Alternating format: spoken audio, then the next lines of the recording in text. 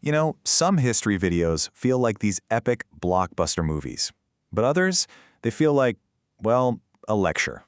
So what's the real difference? Today, we're going to unlock the secrets of cinematic storytelling. We're going to learn how you can turn those dusty, forgotten facts into viral legends. Let's dive in. Okay, let's just be honest for a second. We've all been there. You click on a history video, you're genuinely ready to be amazed, and instead, you just get hit with this wall of dry information, right? It starts to feel like an assignment you never, ever signed up for. So what is going wrong here? All right, here is Exhibit A. This sentence, it's factually correct, sure, it's informative. But let me ask you, does it make you feel anything? Does it spark even a little bit of curiosity? Yeah, didn't think so. It's a classic lecture. It gives you the information, but it completely, totally misses the story. And this, right here, this is the crucial shift in your thinking. You have to remember, history wasn't some series of dates being read from a textbook. No. It was lived by real people, absolutely filled with ambition and fear and just a desperate, raw struggle to survive. And that is where the real story is hiding. Okay, so let's get practical. Rule number 1, and this is probably the most important of all, the viral hook.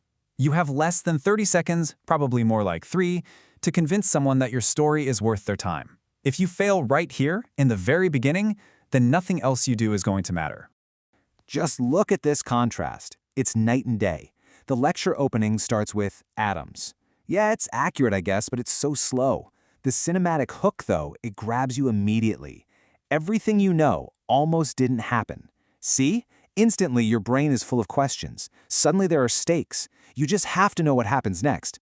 And that's exactly how you create that feeling. You don't just present a boring fact, you challenge a perception. You open up this gap between what the viewer thinks they know and what you're promising to reveal. You promise them an epic journey, and you make it so they have no other choice but to follow you. But look, a great hook is just the beginning, right? Now you actually have to deliver on that big promise. And that brings us to Rule 2, crafting human drama. Because history isn't really driven by dates on a timeline. It's driven by people, living, breathing characters who are caught up in the most extraordinary situations imaginable. Look at this transformation. The source material tells us Khufu built the Great Pyramid. Okay, it's a fact. But the cinematic version, it tells a story. You can almost see him, an aging pharaoh, his face lined by the punishing Egyptian sun, a man completely obsessed with his own legacy, staring into the abyss of eternity and deciding to defy it with stone. See, one is a report, the other is a character. And here's another perfect example. This isn't just a summary of Cyrus the Great's early life. No, this is a movie trailer. This is a legend packed into 4 sentences. You can just picture him, a young boy, his face smudged with dirt, his eyes sharp and full of a fire that belies his age, a shepherd who has no idea he's destined to rule the world. That's how you turn a historical figure into a legend. So here's the key takeaway for you. When you're looking at any historical event, I want you to search for these core human drivers. Look for the fear of being forgotten. Look for the raw ambition for greatness, the pure instinct for survival, and that universal, relentless thirst for power. Find that, amplify it, and you will find your story. So once you have your characters, you've got to give them a world to inhabit, a world that the audience can see and feel and almost smell.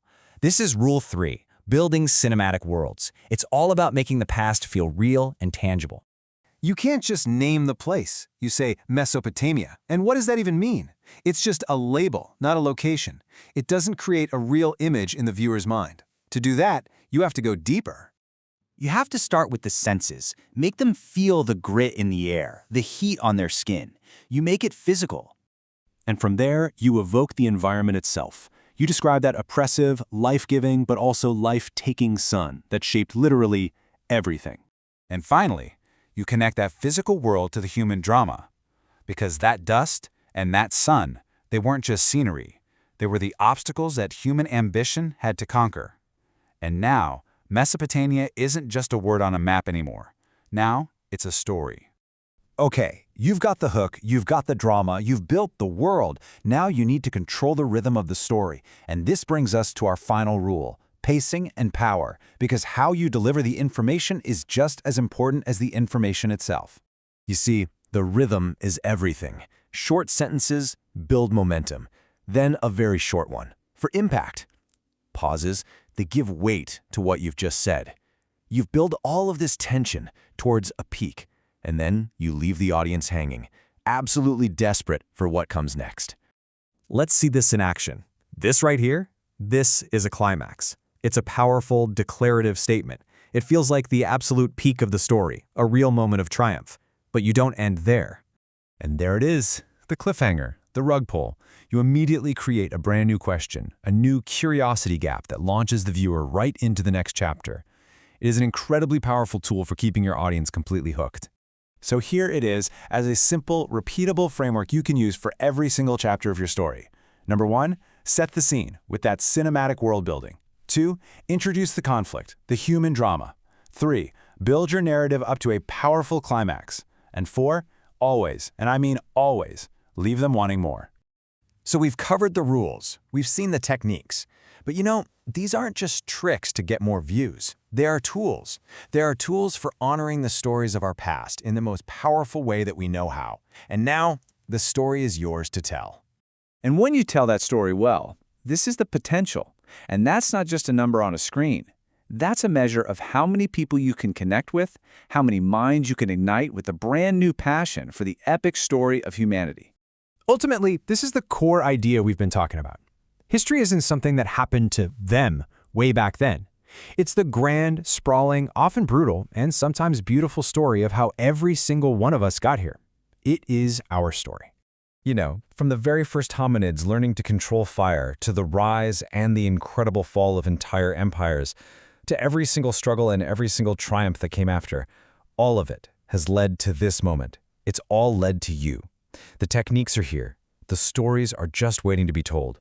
So the only question left is, what story will you tell?